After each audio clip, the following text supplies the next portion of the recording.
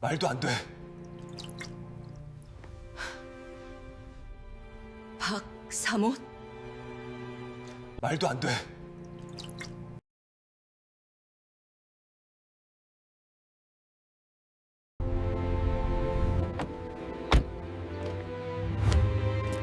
회장님, 본사로 몸쉬러 왔습니다. 우리 동네는 겉보기엔 평온해 보이지만 사실 낡은 주택과 새로 지은 빌라들이 묘하게 뒤섞여 묘한 긴장감이 흐르는 곳이었습니다. 그 골목길을 사계절 내내 지키는 기괴한 소음이 하나 있었죠. 바로 코끝을 찌르는 쾌쾌한 종이 냄새, 그리고 낡은 쇳덩이가 비명을 지르는 듯한 끼익, 끼익하는 리어카 소리였습니다. 그 소리의 주인공은 동네에서 김노인이라 불리는 폐지 줍는 할머니였습니다. 할머니는 허리가 90도로 굽어 리어카 손잡이를 잡으면 마치 유령이 리어카를 끌고 가는 듯한 착각이 들 정도로 왜소했습니다. 다해진 목도리는 이미 원래 색깔이 무엇인지 알 수 없을 만큼 때가 탔고 흙먼지가 덕지덕지 묻은 점퍼는 1년 내내 할머니의 문신처럼 붙어 있었습니다. 사람들은 할머니가 지나갈 때마다 대놓고 인상을 찌푸리곤 했습니다. 비라도 오는 날이면 젖은 종이 상자에서 뿜어져 나오는 그 눅눅하고 비릿한 냄새가 온 골목을 뒤덮었으니까요. 특히 옆집에 사는 박사모는 유별나게 굴었습니다. 박사모는 남편이 조그만 건설사 이사라며 항상 명품백을 휘두르고 동네 일에 사사건건 간섭하며 목에 힘을 주고 다니던 인물이었습니다. 그녀에게 김노인은 우리 동네의 품격을 떨어뜨리는 오물 같은 존재였습니다. 아우, 저 소리. 저 노인네 또 시작이네. 아니, 동네 반장은 뭐 하는 거야? 저런 건 좀 시에서 단속 안 하나? 우리 집값 떨어지는 소리가 여기까지 들리네, 정말. 박사모는 자기 집 테라스에서 커피를 마시다 할머니의 리어카 소리만 들리면 어김없이 독서를 내뱉었습니다. 그러던 어느 유난히 춥고 눈발이 날리던 겨울날이었습니다. 할머니는 그날따라 유독 무거워 보이는 리어카를 끌고 언덕길을 오르고 있었습니다. 리어카에는 납작하게 접힌 대형 가전제품 상자들이 산처럼 쌓여 있었고 미끄러운 눈길 때문에 할머니의 낡은 신발은 연신 헛바퀴를 돌았습니다. 숨이 턱끝까지 차오른 할머니는 잠시 열기를 식히려는 듯 박사모네 집 담벼락 근처에 리어카를 세웠습니다. 할머니가 거친 숨을 몰아쉬며 굽은 허리를 펴는 그 찰나 박사모네 집 대문이 부서질 듯 열렸습니다.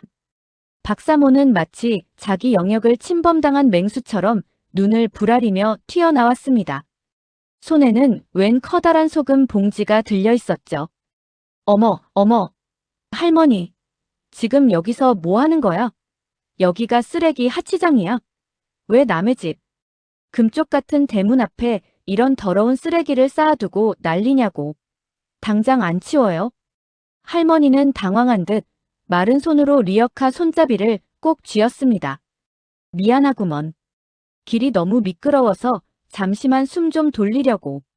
할머니의 목소리는 추위에 떨려 갈라졌지만 박사모의 귀엔 그저 짜증 섞인 변명으로 들릴 뿐이었습니다. 미안하면 다야. 저번에 보니까 저 리어카에서 구정물이 우리 집 담벼락에 튀었더라고.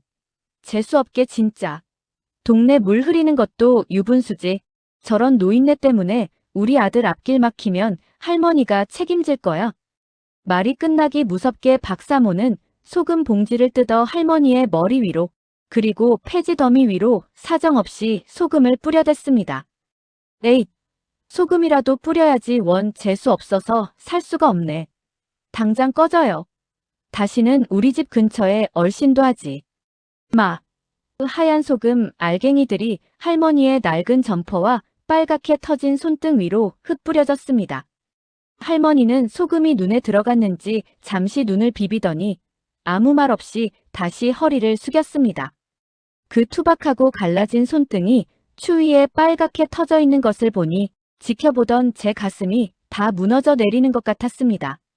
박사모가 대문을 쾅 닫고 들어간 뒤에도 할머니는 한참을 그 자리에 서 계셨습니다. 저는 차마 그냥 지나칠 수가 없어 박 사모가 집 안으로 들어간 것을 확인하고 몰래 할머니를 뒤쫓아갔습니다. 언덕길을 오르는 리어카 뒤편을 조용히 밀어주며 가방 속에 넣어두었던 따뜻한 캔커피와 아침에 정성껏 싼 김밥 한 줄을 건넸습니다. 할머니, 저 여자가 하는 말 너무 마음에 담지 마세요. 날도 추운데 어서 이거 드시면서 쉬엄쉬엄 하세요. 소금은 제가 털어드릴게요. 저는 손수건을 꺼내 할머니의 옷과 리어카에 묻은 소금기들을 정성껏 닦아냈습니다. 할머니는 제 손을 가만히 잡으며 그저 씩 웃어 보였습니다. 거칠고 투박한 손마디였지만 할머니의 눈빛만은 기이할 정도로 맑고 단단했습니다. 할머니는 제 손을 지그시 누르며 나직하게, 하지만 아주 또렷한 목소리로 말씀하셨습니다. 세댁 고마워. 사람 속은 겉으로 봐서는 모르는 법인데. 세댁은 참 눈이 막네. 내가 이 리어카 끌면서 별별 사람 다 보지만 세댁 같은 사람은 처음이야. 걱정 말어. 곧 큰 복이 올 테니까. 저 옆집 여자는 자기가 뿌린 소금에 자기가 미끄러질 날이 머지않았어. 할머니는 그 말을 남기고는 다시 무거운 리어카를 끌고 저 멀리 어두운 골목 너머로 사라졌습니다. 삐걱거리는 그 쇳소리가 그날따라 유난히 길게 귓가에 남았고 할머니가 사라진 자리에 떨어진 소금 알갱이들이 가로등 불빛에 반사되어 서늘하게 빛나고 있었습니다. 저는 그 뒷모습을 보며 묘한 예감을 느꼈습니다. 저 할머니의 낡은 점퍼 속에, 그리고 저 무거운 리어카 폐지, 더미 아래에 우리 동네 사람들은 상상조차 할 수 없는 거대한 무언가가 숨겨져 있을 것 같다는 그런 예감 말입니다. 그날 밤 저는 꿈을 꿨습니다. 김노인이 끄는 리어카가 황금으로 변해온 동네를 비추고 박 사모가 비명을 지르며 소금 더미 속에 파묻히는 그런 꿈을요. 그리고 일주일 뒤 할머니의 말씀대로 우리 집안의 운명을 뿌리째 흔들어 놓을 사건이 시작되었습니다. 바로 우리 아들 민수가 우리나라 최고의 대기업인 제일건설 최종 면접 통지서를 받은 것이었습니다. 그런데 공교롭게도 옆집 박 사모의 아들 성태 역시 같은 날 면접을 보게 됐다는 소식이 들려왔습니다. 운명의 수레바퀴는 이미 삐걱거리는 리어카 소리와 함께 돌아가고 있었습니다. 민수의 면접 날 아침, 우리 집 식탁에는 묘한 긴장감이 감돌았습니다. 평소엔 잠이 많던 아이가 새벽같이 일어나 말끔하게 다려놓은 정장을 입고 거울 앞에 선 모습이 어찌나 듬직하면서도 안쓰럽던지요. 민수가 넥타이를 매며 손을 미세하게 떠는 것을 보니 제 가슴도 덩달아 콩닥거렸습니다. 엄마, 저 잘하고 올게요. 아들의 짧은 한마디에 저는 억지로 미소를 지으며 아이의 어깨를 툭툭 두드려 주었습니다. 하지만 대문을 나서는 순간 우리의 기분은 보기 좋게 망가져 버렸습니다. 옆집 박 사모네 집 앞에는 번쩍이는 외제차가 대기하고 있었고 박 사모는 아들 성태의 옷매무새를 만지며 동네가 떠나가라 큰 소리로 자랑질을 해대고 있었습니다. 어머, 민수 엄마. 오늘 민수도 면접 간다며. 어쩌니 우리 성태랑 같은 날이라서. 우리 성태 아빠가 이번에 제일건설 상무님한테 미리 손을 좀 써놨거든. 면접은 그냥 형식적인 거야. 이미 자리는 정해져 있다고 봐야지. 우리 성태는 이제 꽃길만 걸을 텐데 백도 없는 민수는 고생 좀 하겠네. 박사모의 비아냥거림에 성태는 비웃음을 흘리며 차 뒷좌석에 올라탔습니다. 민수는 입술을 꽉 깨물었지만 이내 제 손을 한번 꽉 쥐고는 정중하게 인사하고 버스 정류장으로 향했습니다. 저는 멀어져가는 아들의 뒷모습을 보며 간절히 기도했습니다. 하느님, 제발 우리 아들 노력이 배신당하지 않게 해주세요. 면접 장소인 제일건설 본사 건물은 도심 한복판에서 위용을 뽐내며 서 있었습니다.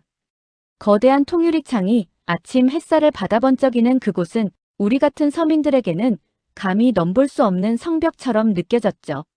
민수는 긴장된 마음을 가라앉히며 로비로 들어섰습니다.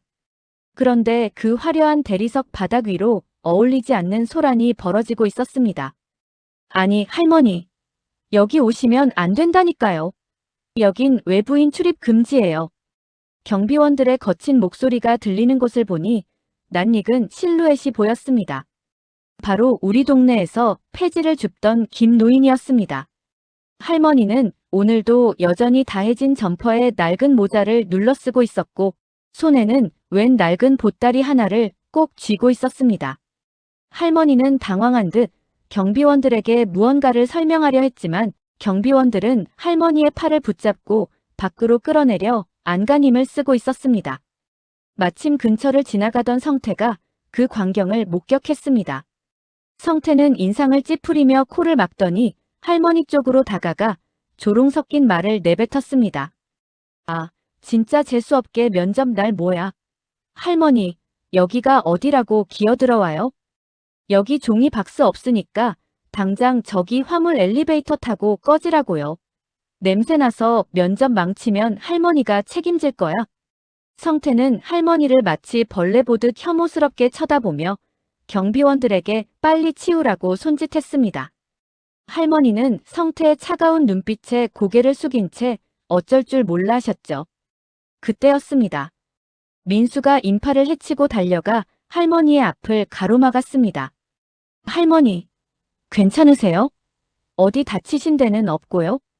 민수는 성태의 비웃음에도 아랑곳하지 않고 할머니를 정성껏 살폈습니다. 할머니의 옷에 묻은 먼지를 털어내고 경비원들을 향해 정중하게 말했습니다. 이분은 제가 아는 분입니다. 잠시 길을 잃으신 것 같으니 제가 모시고 나갈게요.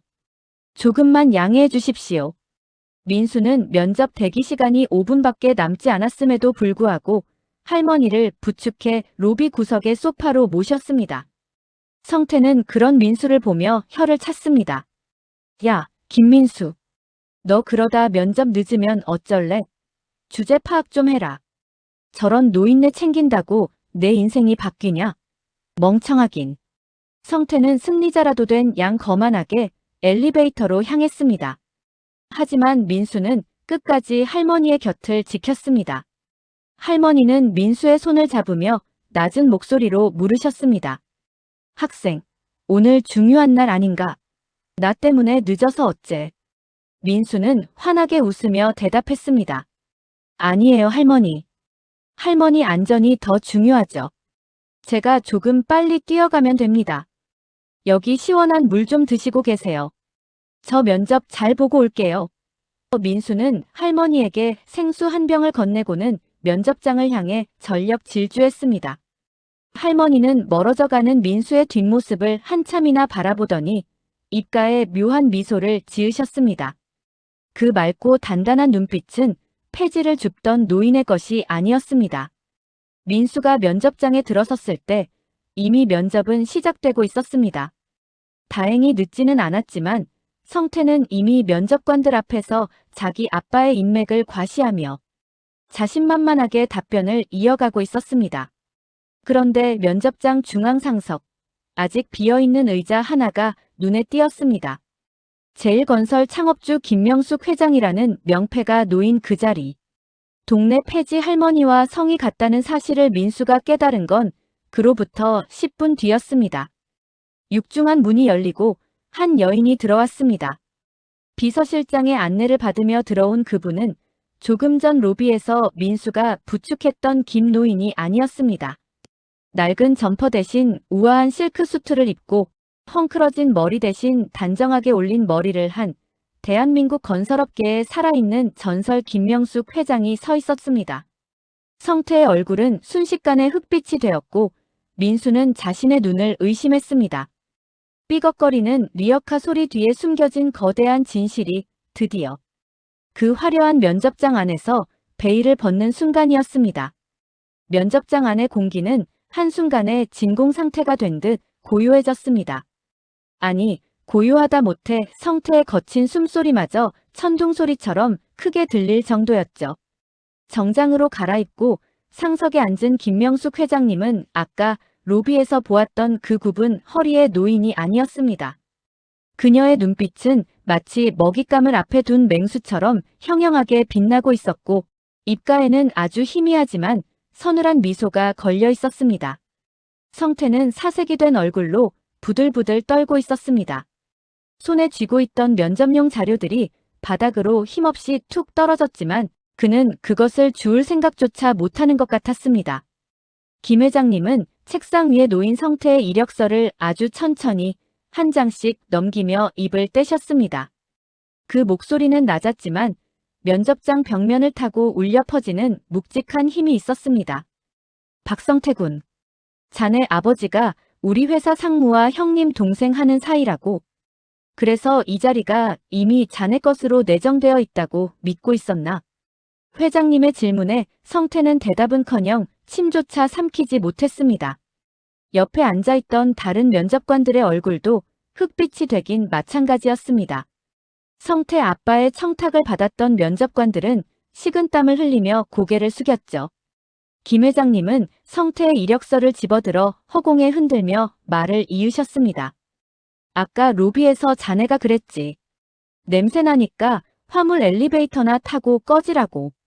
우리 제일건설은 40년 전 내가 리어카 한 대로 모은 종이 상자들과 벽돌. 한 장 한 장을 아끼며 일궈낸 회사야.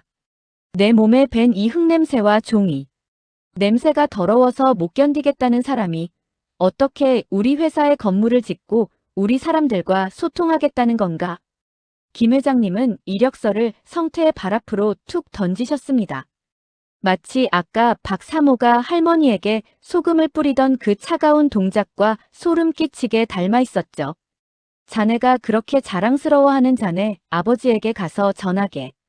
인성 교육도 안 된 자식을 낙하산으로 꽂으려 한 대가는 혹독할 거라고.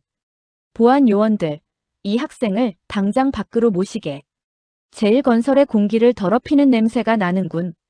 성태는 비명조차 지르지 못한 채 보안 요원들에게 양팔을 붙잡혀 질질 끌려 나갔습니다. 회장님, 제가 잘못했습니다. 제발 한 번만. 복도 끝까지 울려 퍼지는 성태의 비참한 외침을 뒤로하고 김 회장님의 시선은 이제 우리 아들 민수에게 향했습니다. 민수는 너무 놀라 굳어 있었지만 할머니, 아니 회장님과 눈이 마주치는 순간 예의 그 바른 자세로 정중히 고개를 숙였습니다. 민수군, 아까 그 캔커피. 차가운 로비 바닥에서 마시기엔 과분할 정도로 따뜻하더군. 자네는 실력을 보여주기도 전에 이미 합격점이야. 사람을 사람으로 볼 줄 아는 눈, 그게 우리 회사가 가진 유일한 재산이거든. 자, 이제 긴장 풀고 자네가 준비한 우리 회사의 미래에 대해 이야기해보게. 민수의 면접은 그렇게 회장님의 인자한 배려 속에서 1시간 넘게 이어졌습니다. 민수는 평소 꿈꾸던 사람을 향한 건축에 대해 막힘없이 쏟아냈고 김 회장님은 연신 고개를 끄덕이며 민수의 열정을 지켜보셨습니다. 같은 시각, 우리 동네는 아무것도 모르는 박 사모의 광기로 가득 차 있었습니다. 박 사모는 이미 성태가 합격이라도 한 듯 동네 시장통에서 가장 비싼 떡과 고기를 주문해 동네 사람들을 불러 모았습니다. 그녀는 명품 로고가 크게 박힌 선글라스를 끼고 거만하게 의자에 앉아 사람들에게 거들먹거렸죠. 아유, 다들 오늘 우리 성태 축하해주러 와줘서 고마워요. 제일건설 상무가 직접 전화해서 우리 성태 합격은 따놓은 당상이라고 했으니까. 누구네 집처럼 백도 없어서 버스 타고 면접 보러 간 애랑은 급이 다르지. 안 그래요? 그나저나 그 폐지 할망구는 오늘 안 보이네. 재수없게 잔칫날 나타나면 소금을 한 가마니는 뿌려주려고 했는데 말이야. 호호. 박사모는 자기 아들이 면접장에서 어떤 수모를 당했는지 자신의 남편이 곧 어떤 파멸을 맞이할지 꿈에도 모른 채 승리자의 미소를 짓고 있었습니다. 그녀는 연신 민수네 집 쪽을 쳐다보며 민수 엄마는 창피해서 나오지도 못하나 바라며 비아냥거렸죠. 하지만 그때였습니다. 동네 입구에서 육중한 타이어 마차름과 함께 번쩍이는 검은색 대형 세단 5대가 줄지어 들어오기 시작했습니다. 그 차들은 박 사모가 차려놓은 잔치판을 지나쳐 정확히 우리 집 대문 앞에 멈춰 섰습니다. 차 문이 열리고 정장을 입은 비서진들이 쏟아져 나오자 동네 사람들의 눈이 휘둥그레졌습니다. 박 사모는 눈치도 없이 어머, 회장님이 우리 성태 합격시켜주시고 사람까지 보내셨나봐. 라며 버선발로 뛰어나갔습니다. 하지만 그녀의 앞을 가로막은 것은 비서실장의 차가운 손길이었습니다. 박 사모님 되십니까? 제일건설 본사에서 나왔습니다. 귀하의 남편분 회사와의 모든 거래 중단 통보와 함께 오늘부로 진행될 법적 절차에 대해 고지하러 왔습니다. 박사모의 손에 들려있던 샴페인 잔이 바닥으로 떨어지며 날카로운 소리를 냈습니다. 박사모는 떨리는 입술을 겨우 떼며 비서실장의 소매를 붙잡았습니다. 그녀의 명품 선글라스는 이미 비뚤어져 우스꽝스러운 몰골이었습니다. 아니, 비서실장님, 뭔가 착오가 있는 게 분명해요. 우리 남편이 대성건설 이사 박종식이에요. 제일건설. 상무님이랑 어제 저녁까지 형님 동생하며 술을 마셨단 말이에요. 우리 성태는 지금 면접 끝나고 회장님께 직접 축하받고 있을 텐데 이게 무슨. 비서실장은 박 사모가 붙잡은 소매를 경멸 어린 눈빛으로 바라보더니 아주 천천히 그녀의 손을 뿌리쳤습니다. 그리고는 품에서 두툼한 서류 한 뭉치를 꺼내 그녀의 발 앞에 던졌습니다. 착오. 우리 회장님께서는 착오 같은 거 안 하시는 분입니다. 상무요? 그 상무도 오늘 오전부로 해임되었습니다. 박성태 군의 부정 청탁과 귀하의 남편이 저지른 횡령 및 하청업체. 갑질 리스트가 회장님 책상 위에 올라온 게 벌써 일주일 전입니다. 회장님께서 직접 이 동네에서 리어카를 끌며 당신이 우리 조카, 아니, 우리 회사 인재의 어머니인 이 세댁에게 그리고 회장님 자신에게 어떤 짓을 했는지 똑똑히 보셨거든요. 박사모의 무릎이 툭 하고 꺾였습니다. 리어카, 회장님이라는 단어가 그녀의 뇌리를 망치처럼 때렸습니다. 그럴 리가 없어. 그 냄새나고 더러운 폐지 할망구가 제일건설 회장이라고. 말도 안 돼. 이건 꿈이야. 박사모가 비명을 지르며 바닥을 긁을 때 저 멀리 골목 끝에서 택시 한 대가 멈춰 섰습니다. 그곳에서 내린 것은 엉망이 된 정장 차림의 성태였습니다.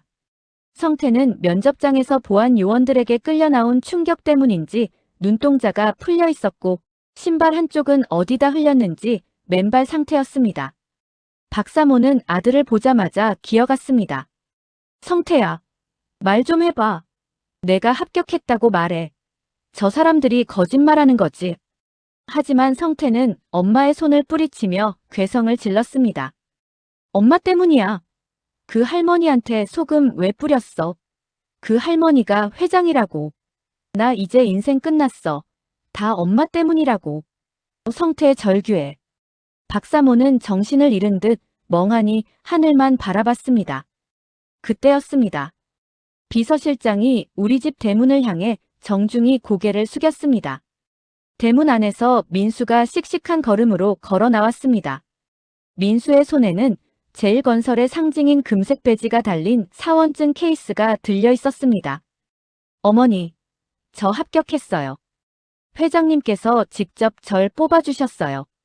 민수의 말에 비서진들이 일제히 박수를 쳤고 비서실장은 나에게 커다란 꽃다발과 함께 금색 봉투를 건넸습니다. 회장님께서 전해달라고 하셨습니다. 눈이 맑은 세댁, 그동안 고마웠네. 이건 그 따뜻한 김밥과 캔커피에 대한 이자야. 라고 말이죠. 봉투 안에는 민수의 정식 임명장과 함께 박 사모네. 남편이 운영하는 대성건설이 우리 집 근처에 무단으로 점유하고 있던 토지에 대한 소유권 반환 서류가 들어있었습니다. 이제 박 사모네는 집뿐만 아니라 그동안 누려온 모든 부당한 권리를 한순간에 잃게 된 것입니다. 동네 사람들은 이제 박 사모를 향해 돌을 던지기 시작했습니다. 아유, 폐지 줍는 노인네라고 그렇게 무시하더니 꼴 좋다. 사람 귀한 줄 모르는 것들은 망해야 해. 방금 전까지 박 사모의 잔치에서 고기를 씹던 사람들이 가장 먼저 독서를 쏟아냈습니다. 박 사모는 맨바닥에 주저앉아 머리를 쥐어뜯으며 통곡했습니다. 회장님, 제가 죽을 죄를 지었습니다. 제가 눈이 멀어서 그랬어요. 한 번만 살려주세요. 그녀의 울음소리가 동네 골목을 가득 메웠지만 그 누구도 그녀에게 손을 내밀지 않았습니다. 그때 저 언덕 위에서 낯익은 쇳소리가 들려왔습니다. 끼익, 끼익. 모든 시선이 언덕 위로 향했습니다. 그곳에는 평소와 똑같이 낡은 점퍼를 입고 흙먼지가 묻은 리어카를 끄는 김 노인이 서 있었습니다. 하지만 이제 그녀는 더 이상 비참해 보이지 않았습니다. 석양을 등지고 서 있는 그녀의 실루엣은 거대한 산처럼 웅장했고 리어카 뒤편으로 비치는 노을은 마치 황금빛 카펫처럼 길게 뻗어 있었습니다. 김 노인은 무릎을 꿇고 있는 박사모의 앞까지 천천히 리어카를 끌고 내려왔습니다. 박사모는 바닥에 이마를 찌으며 빌었습니다. 회장님, 제발요. 김 노인은 리어카를 멈추고 낡은 장갑을 벗어 박사모의 얼굴 앞에 던졌습니다. 아까 박사모가 뿌렸던 소금 알갱이가 아직 묻어있는 그 장갑이었습니다. 박사모. 소금은 남을 위해 뿌리는 게 아니야. 자기 상처를 닦을 때 쓰는 거지. 자네가 뿌린 소금에 자네 아들이 미끄러졌으니 이제 그 맛이 어떤지 천천히 음미해보게나. 김 노인은 차가운 말을 남기고는 다시 리어카 손잡이를 잡았습니다. 그리고 나를 향해 고개를 돌려 인자하게 웃으셨습니다. 세댁, 내일 민수랑 본사로 오게. 같이 따뜻한 국밥이나 한 그릇 하자고. 할머니는 다시 삐걱거리는 리어카를 끌고 유유히 골목을 내려갔습니다. 박사모는 그 뒷모습에 대고 오열하다 결국 혼절해버렸고 성태는 넋이 나간 채 집 안으로 도망치듯 들어갔습니다. 그 화려했던 잔치판은 깨진 유리 조각과 먼지만이 뒹구는 지옥으로 변해 있었습니다. 박사모네 집에서 들려오던 그 기세등등한 웃음소리가 비명과 통곡으로 바뀐 지 단 일주일 만에 그 집 대문에는 시뻘건 압류 딱지들이 덕지덕지 붙기 시작했습니다. 제일건설과의 계약이 파기된 것은 시작일 뿐이었습니다. 김 회장님의 지시로 시작된 세무조사와 하청업체, 갑질에 대한 전수조사는 박사모 남편의 숨통을 단숨에 조여버렸습니다. 평소 박사모가 우리 남편 인맥이 얼마나 대단한데 라며 떠벌리던 그 인맥들은 남편이 수사 대상에 오르자마자 약속이라도 한 듯 번호를 바꾸고 자취를 감췄습니다. 그 화려하던 박사모의 삶은 모래성처럼 허무하게 무너져 내렸습니다. 매일 아침 명품 가방을 들고 동네를 활보하던 그녀는 이제 해가 진 뒤에야 모자를 깊게 눌러쓰고 편의점에서 컵라면을 사오는 처지가 되었습니다. 한때 그녀의 비위를 맞추던 동네 사람들도 이제는 그녀가 지나가면 대놓고 손가락질을 했습니다. 저 여자, 폐지 할머니한테 소금 뿌릴 때 알아봤어. 천벌받은 거지. 사람들의 수군거림은 박사모의 심장을 칼처럼 후벼 팠을 겁니다. 하지만 진짜 비극은 아들 성태였습니다. 성태는 면접장에서 쫓겨난 그날 이후로 방 밖으로 한 발자국도 나오지 않는 은둔형 외톨이가 되어버렸습니다. 제일건설에서 블랙리스트에 올랐다는 소문이 업계에 퍼지면서 성태는 어떤 건설사에도 이력서를 낼 수 없는 처지가 되었습니다. 박사모는 매일 밤 성태의 방문 앞에서 문을 두드리며 울부짖었지만 돌아오는 건 성태의 거친 욕설과 물건 부서지는 소리뿐이었습니다. 자식 귀한 줄만 알고 남의 귀한 자식 귀한 줄 몰랐던 박사모가 마주한 가장 처절한 업보였습니다. 결국 그들은 야반도주하듯 집 몇 보따리만 챙겨 동네를 떠났습니다. 그들이 떠난 자리에는 박사모가 그토록 멸시하던 리어카 쇳소리 대신 무거운 침묵만이 감돌았습니다.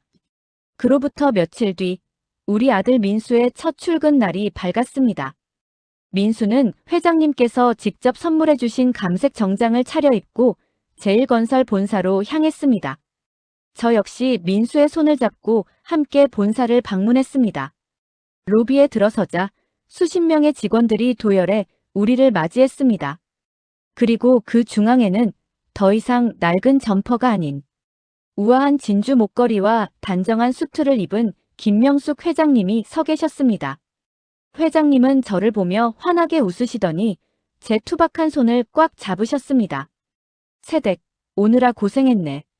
내가 리어카를 끌 때 내 손을 잡아준 유일한 사람이 새댁이었어. 사람들은 내가 폐지를 주우니까 세상 밑바닥인 줄 알지만 사실 리어카를 끌고 골목골목을 누벼야만 보이는 진실들이 있거든. 어떤 집에서 싸우는 소리가 나는지, 어떤 집 아들이 부모를 무시하는지, 그리고 어떤 집 새댁이 진심으로 남을 돕는지 말이야. 회장님은 민수의 어깨를 툭툭 치며 말씀을 이으셨습니다. 내가 민수군을 뽑은 건 단순히 그날 로비에서 나를 부축했기 때문만이 아니야. 민수군이 쓴 기획안에 적혀있더군. 집은 사는 바의 것이 아니라 사는 라이브 곳이며 그 안에는 반드시 사람에 대한 예의가 깃들어야 한다고. 그 마음가짐이라면 내 40년 건설 인생을 믿고 맡길 수 있겠다고 생각했네. 회장님은 저를 당신의 집무실로 안내하셨습니다. 그곳 한쪽 벽면에는 놀랍게도 낡은 리어카의 바퀴 하나가 액자에 담겨 걸려 있었습니다. 새댁, 내가 왜 여전히 가끔 낡은 옷을 입고 리어카를 끄는지 아나? 이 높은 빌딩 꼭대기에만 앉아있으면 사람 냄새를 잊어버리게 되거든. 저 바퀴는 내가 처음 사업을 시작할 때 끌던 리어카의 바퀴야. 박사모 같은 사람들은 저 바퀴가 더럽다고 피하겠지만 나는 저 바퀴가 굴러가며 내는 쇳소리를 들을 때마다 내가 누구인지, 내가 어디서 왔는지를 기억한다네.